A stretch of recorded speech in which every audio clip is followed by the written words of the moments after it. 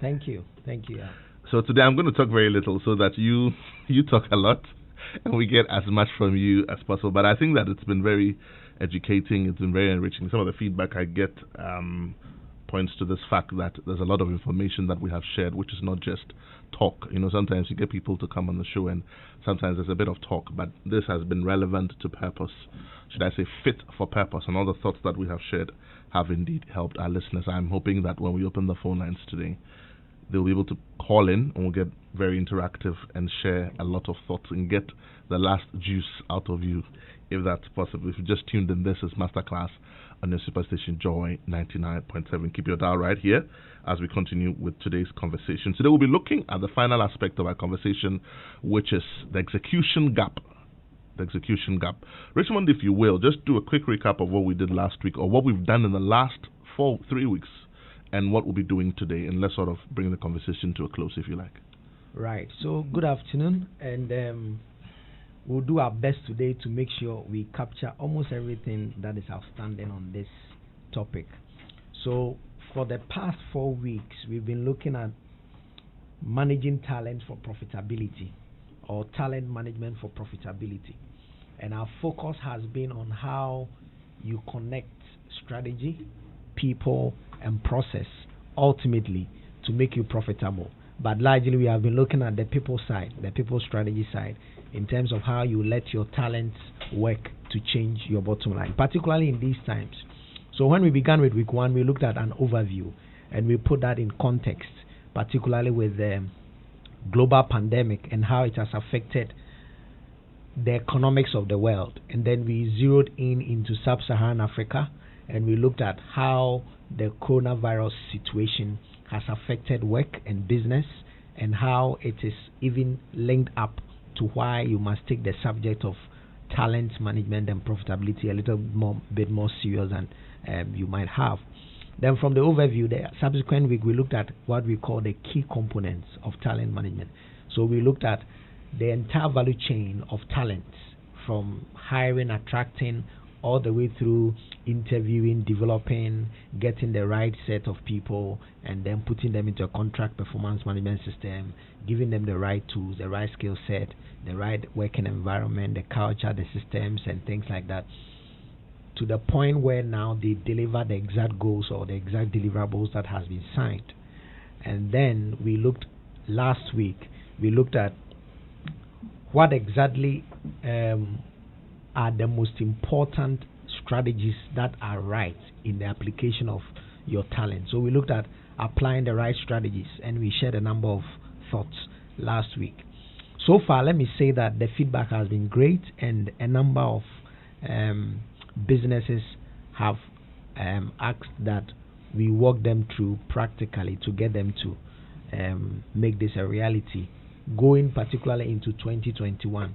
And so if you're a business listening, today's version where we are looking at the execution gap even makes more important reason that you take it a little bit more serious. Why? Because this is the time all businesses are looking at strategy and how they fine-tune, review the year 2020, outcomes against deliverables, and then based on that they can take their teams into a strategy session, whereas by the end of November every strategy should be fine-tuned, submitted to the board for approval. By first week December, we know the numbers you are going to be looking at for 2021.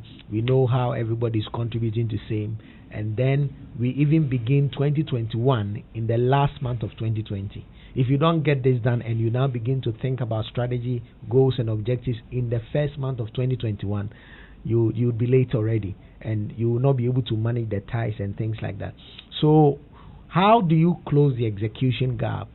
Richmond, just before you go to the execution gap, you talked about strategy. Maybe just chip in briefly for our listeners and our business owners also, the link between strategy and budget, because a lot of them are doing their budgets now, but they're not thinking strategy now. They're thinking strategy in January, and why it's important that budget must feed into strategy.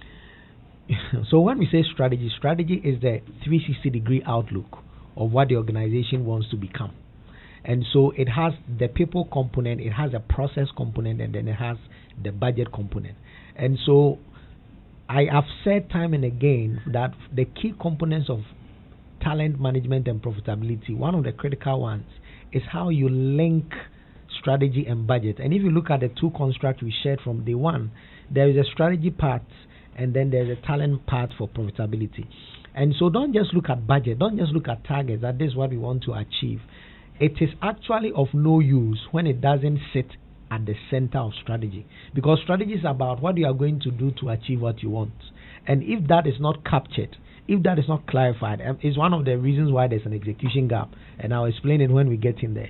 So if you just concentrate on budget and you throw it at people, and you don't even immerse the hands, the minds, the brains, the hearts into the strategy behind the numbers, you'll be amazed. It will just be numbers that will have to probably be revised as the realities hit you when you get into the execution mode.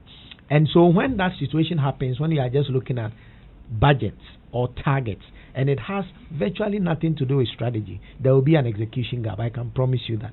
And then you notice that you might have set targets and you might have signed contracts with your people, but then there is a gap between what you want to achieve and the real performance on the ground and on the bottom line. So it's one of the reasons why there will be a definite execution gap going into the bottom lines of your business. So today, let's probably correct that. If you have not done that and you are just putting together the numbers and it has nothing to do with strategy, it is one of the qualifications or one of the critical down points that will make you not execute. So to really appreciate how you close the execution gap, first let me explain what the execution gap is.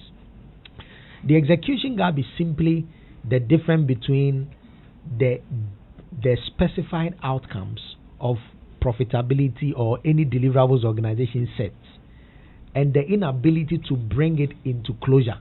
So just as an example, maybe that shop you wanted to sell maybe 2 cartons of, say, a particular product, and you have benchmarked the commission and the benefits to the people who are going to be selling that from the shop to the numbers they sell.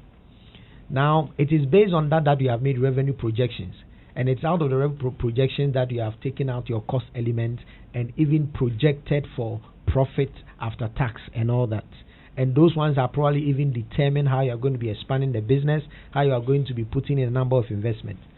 Because you set this in stone, when that kind of plan doesn't materialize and other things that were never thought of, maybe like emergencies, maybe like market disruptions, like what has happened this year, maybe like environmental or political difficulties, or any of the things that border on the threat and the weakness part of SWOT in your SWOT analysis, you will notice that you might have done so much and gone ahead of you in terms of what you want to achieve.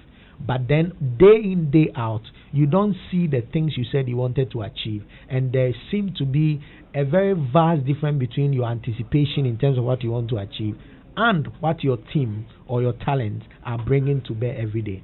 That is the execution gap. That after all is said and done, you don't see the reality of what you want them to do and the bottom line of their daily routine. That is the execution gap. And to close that execution gap, if you are watching us on Facebook, you will know that I start this session with the profitability construct once again. And the profitability construct is simply just giving us a narrative. You will notice that it begins with the employer and ends with profitability. Now, the distance between the employer and profitability is when the execution gap is closed.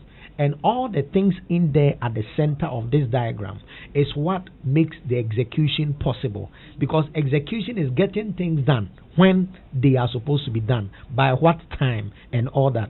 So if you don't concentrate on the things that make up the execution, then you are going to have a lot of problems because you might have spent on many things. So this construct simply brings down the execution gap and its realization into 3 main things that I want you to know. Number 1 is people. Number 2 is strategy. And number 3 is process. So when you look at the profitability construct, everything in there is saying that to close your execution gap, take a look at your people, connect them to process. Process means operations. And then connect the operations to strategy. So then the strategy will now be able to tell and review what exactly must be done to achieve that. So for you to do these three things and harness them, remember we've shared with you how you manage the people side. Remember we've also shared with you how you manage operations. And we said that you cannot become successful at execution when operations or process is very distinct or separated entirely from what people do. You must let whatever the people do and become, as in talent, be linked up to their operations. And the operations here will mean daily routine that shows up in the customer's deliverable or what the customer earns at the end of the day. Now, when these three things have been understood and set in stone, I go to my next slide and I show you a template that talks about what the execution gap looks like. And on that template, you see that most of the time, you will see that there will be an average 37% loss in terms of actual execution. And so maybe you wanted to achieve, say, 10, you're likely to probably achieve 6 in all levels. Now, how do you avoid this? You avoid this when, on the people side, you clearly distinguish between cost centers and revenue centers. So for you, the organization, there are departments in the organization that are basically not revenue driven per se directly. So maybe the research department, maybe even the accounts department, or maybe the front desk possibly. And then you have the revenue centers that are directly sales driven. So maybe the salespeople, the customer relationship management people, and things like that. When you do this distinction, then you try and leverage or align the costs for the talents that are in the cost centers and the talents that are in the revenue centers. And you do your alignment such that the cost centers do not bring cost implications that outweigh the revenues of those that bring revenue. So the people in administration, they are great, but they don't have direct revenues that come out of their work. But then they make operation work. And so you must make sure that the cost of the administration team does not overpower and write out the revenue that the people who are driving direct revenue are bringing in. When you do that, then you have an execution gap, because in this table, you will see that the things that bring about lack of performance for execution, one of those critical things is inadequate resources. Inadequate resources causes a lot of execution gaps, because then you don't just say, I want to achieve this budget. Anytime you say, I want to achieve this budget or target, there is always a cost component that must drive the realization of that target. And for you not to create a gap where you have set a target but you can't deliver, then you have to deal with what will bring an execution gap. And critical is inadequate or unavailable resources. And so if you cannot give the team that will drive revenue with the exact cost of delivering on that revenue, then you are not going to deliver, because then he cannot go out there if there is no provision of resource to deliver. That is why you have to distinguish between the cost centers and the revenue centers. And you just do your best to make sure that the cost center, which only produces cost and facilitates the operation side of driving business and execution, does not bring costs that outweigh the revenue centers, so that you don't fall into the trap of the 7.5 indication of inadequate resources or resources that are not available. The next thing that you must also tackle to close execution for your talent and their deliverables is communicating strategy well. Now, for many organizations, strategy only sits in the minds and on papers that are captured in the executive's office. And so it is only maybe the chief marketing officer, the executive directors, the heads of departments who appreciate to an extent the strategy, say, going into 2021.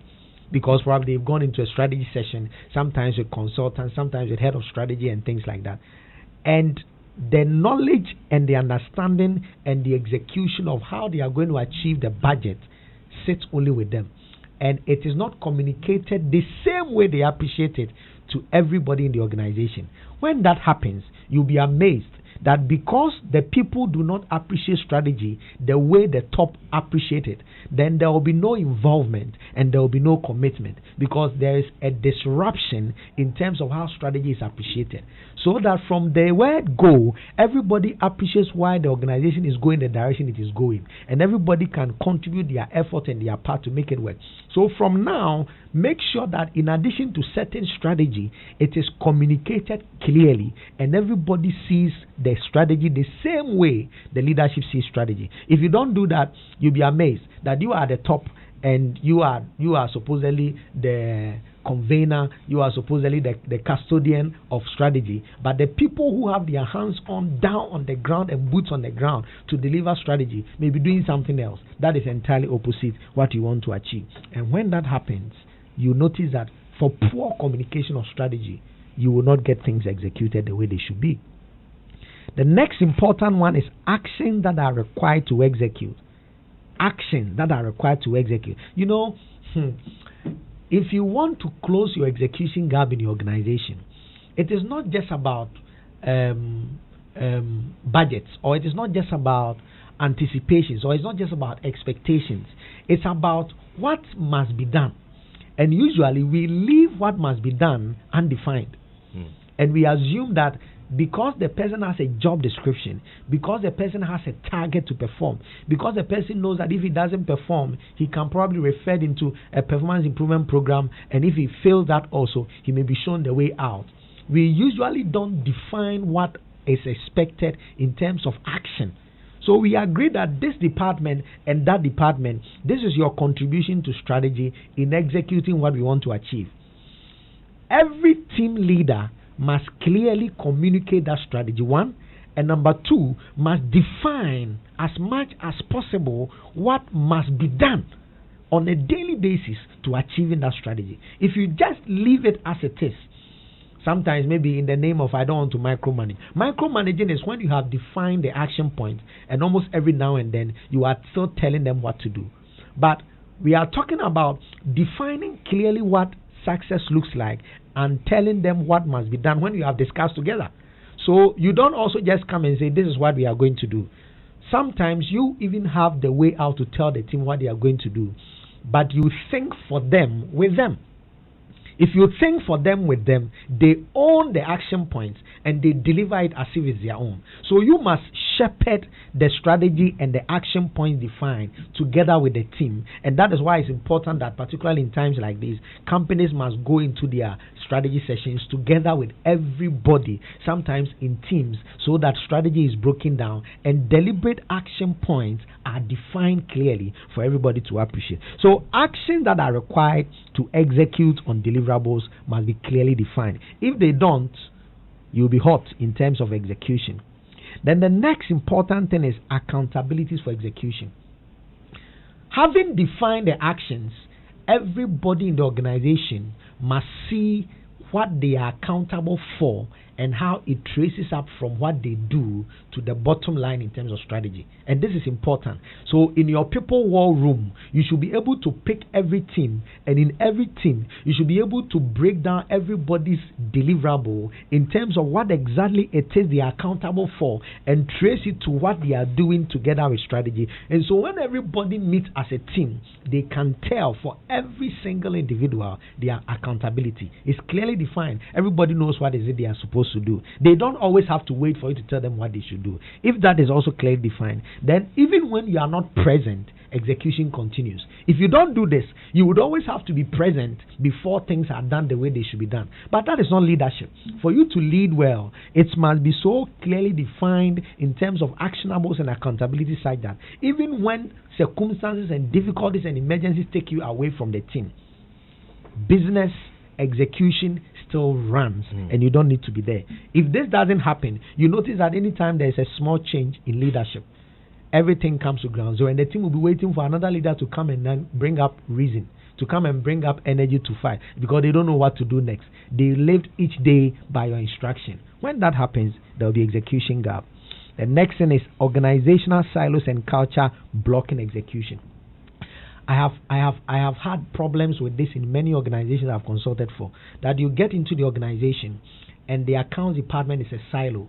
the client service department is a silo, the research unit is a silo, and they all see themselves as different people working for different goals, having different bosses, and so they don't see the connection between, say, the front desk or the client service team and the accounts or the finance team. When that happens, it is a culture that kills execution. Because when for example, your check that must be delivered to the client is the accounts department, they don't put the same urgency that the client you are dealing with at the front desk sees. And so when it gets to the accounts department, it's in their world, and they have no feeling, they have no essence of what it means to deliver on the timeline you expect it to have. It will just be there.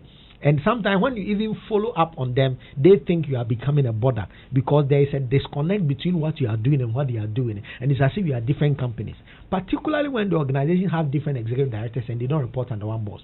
Because the other guy knows that he reports directly to a different boss, and the other department also reports to a different boss. If he doesn't deliver on his goal, he thinks, there's no way his boss is going to punish him, because it is your boss you are reporting to, and your boss's instruction is not my instruction. When that happens, execution breaks down. And so people just do work in silence. Sometimes you even hear comments like, I don't report to you. You see? It shows up. And when that happens, nothing gets done. But this will be because strategy was not communicated in such a way that every department is working towards one common goal. So when the guy who does sales comes and brings an account, the customer service person knows that I need to set up the account in this number of times, turnaround time, so I can deliver to the customer service person. When the customer service person is done and there's a deposit, the account department know that in this turnaround time, I need to make sure the deposit is showing on the customer's account. So there is like a telepathy across all units, and there's nothing like silos. When that happens, execution is seamless. If that doesn't happen, you will see that there will be organizational silos and there will be culture blocking execution. So sometimes another department's success looks like a disadvantage to another. And so why should they help you people? Because when bonus comes, you are the only people who are going to get bonus. Meanwhile, you don't bring revenue. You only do administration. But when bonus comes, you earn more than me. And so that even makes things worse, and it kills execution. The next thing is inadequate performance monitoring. Performance monitoring is one critical anchor that can help a company or an organization or a small business deliver and close on the execution gap. Why? Because many times we see performance management or performance monitoring as specific time schedule. And so maybe we do performance management once a month or once a quarter or half yearly or end of year. No. If you want to close execution gap, performance management is a daily routine. And so when you tag deliverables to the outcomes in strategy, you should be able to tell every day's job and how it takes us closer to the ultimate goal. If you can't do that and monitor daily, and you the supervisor, the only time you go and check on results is end of week when people are now submitting their results, you are supervising failure, which would have become fact. Because if you are waiting for end of year to check results before you notice that this department didn't deliver on their goals, it is fact. It has already happened. You can't change it after that time. So your monitoring should be daily on time, so that even if there is a mix-up somewhere, you are able to correct it before the event happens in a report you receive, and you now go and correct it. Real time monitoring. Real time, so that when you do that, you are monitoring in such a way that by the time you end a certain period, you would have corrected whatever would have caused an execution gap. You don't wait. And that is what we say inadequate performance monitoring can hurt execution. Then inadequate consequences or rewards for failure or success. Inadequate consequences for failure or success. So again, when I achieve my goals as a member of the team, or when the entire unit achieve their goals, what does it mean in terms of rewards? It must be clearly spelled out, and it must be done. Sometimes, even when the organization together is unable to meet their budget goals, and one unit is able to deliver on theirs, it's important to show the reward or the consequence of delivering, so that other people get to know that this is what it means when we deliver, and this is what it means when we don't deliver. Both sides. Again, if people don't deliver, spell out in strategy that if you don't deliver, this is what you do, this is what you go through. And it is not people sensitive. It is not title sensitive. It is not. It doesn't depend on anything. It's a process, and everybody goes through that process. So everybody is encouraged when they look at achieving and not achieving what it brings. Then everybody looks at it and they're able to deliver. That also helps you in execution, and it doesn't bring any gap in terms of what you are able to do. So be careful to show clearly what it means for success or failure. The next thing is poor senior leadership. Leadership, again, is not just position. And so I'll share with you that leadership is not just title. And so drive your leadership well so that you don't break on execution. The next one is unapproved strategy, and then what I call other obstacles. So if you can take a careful look at all these, and you can keep your strategy simple, and you can keep your goals clear, and you can debate on assumptions and not forecasts, and you can work your way through, I think you'll be much successful and you can close the execution gap. Thank you. Right. These are very wonderful thoughts. I'm sure that we were about to get interactive very shortly, but unfortunately we have to hold on to this program because we're going to be crossing over to Parliament for the budget. And so we will find time to come back to you again with the continuation of this program, but thank you so much for tuning in. We have to cross over to Parliament now.